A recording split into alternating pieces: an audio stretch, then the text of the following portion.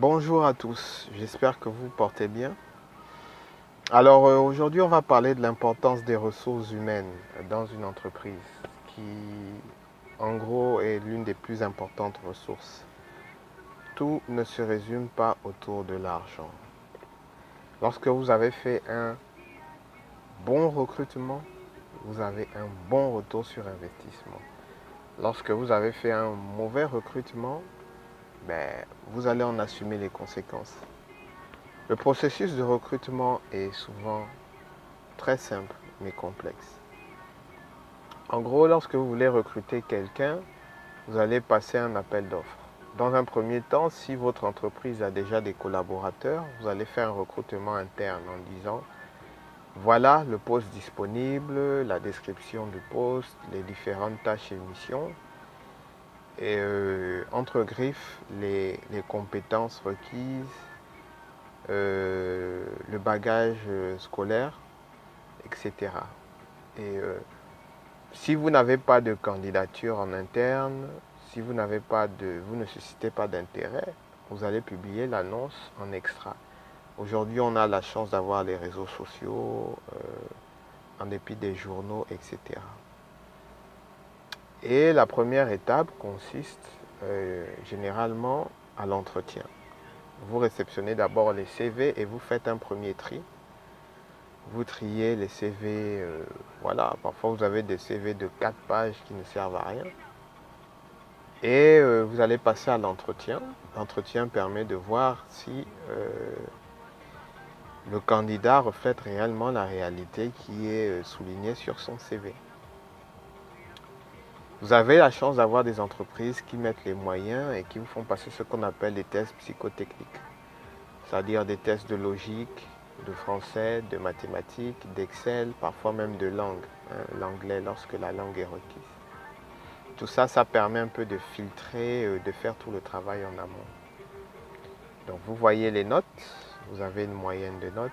En fonction du poste, vous savez que quelqu'un que vous recrutez au poste de secrétariat devra au moins avoir les meilleures notes en français. Français, la rédaction, etc. Quelqu'un sur des postes comme de la logistique, etc., les RH, la compta doit quand même avoir de bonnes notes en logique, en mathématiques.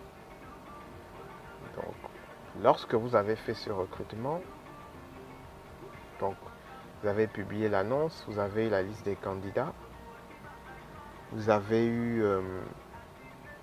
fait les tests psychotechniques, vous avez filtré tout ça, vous avez fait l'entretien.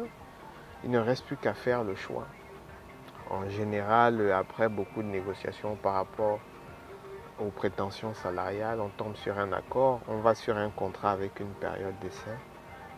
Et généralement, lorsque le recrutement a été fait en toute objectivité, les choses se passent bien. Et vous avez bouclé ce dossier. Après, malheureusement, il arrive que les gens soient subjectifs, que les gens cessent aux tentations familiales. C'est mon neveu, c'est ma nièce, c'est mon parent. On le place et il s'avère être incompétent. C'est en fait là le véritable problème. Il est mieux de recruter un parent ayant les compétences qu'un parent qui n'en a pas et qui va... quand je dis un parent, c'est ami et connaissance, pas nécessairement quelqu'un avec un lien de consanguinité. Mais j'encourage vivement dans un recrutement de recruter les meilleurs. Pour moi, être un bon manager, c'est savoir s'entourer d'une équipe fiable, compétente, avec des personnalités qui savent reconnaître les erreurs et surtout en tirer les leçons. On apprend tous les jours, on apprend, on tire des leçons de nos échecs, c'est un retour d'expérience. Ne recrutons pas pour faire plaisir. Nous sommes des entrepreneurs, nous ne sommes pas des philanthropes. Bon, pour certains, oui. Mais lorsque vous démarrez une start-up, c'est pas pour faire du bénévolat. Vous voulez voir votre bébé, votre entreprise grandir, s'étendre. Vous voulez satisfaire les clients convenablement. Et le véritable problème, c'est que si vous prenez quelqu'un par complaisance, il va toujours vous le rappeler. puisqu'il n'aura pas fourni la même énergie constructive et positive pour avoir cet emploi, il ne forcera pas le talon.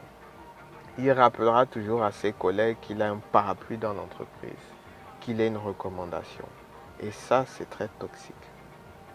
La vidéo est longue, mais elle a son importance. Prenez une connaissance avec un potentiel exponentiel. Ne prenez pas quelqu'un juste pour faire plaisir.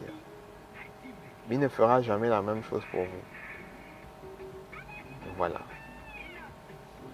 Sur ce, passez un bon début de semaine. Continuez à créer de la richesse. Continuez à créer des emplois. On en a tous besoin. Ciao.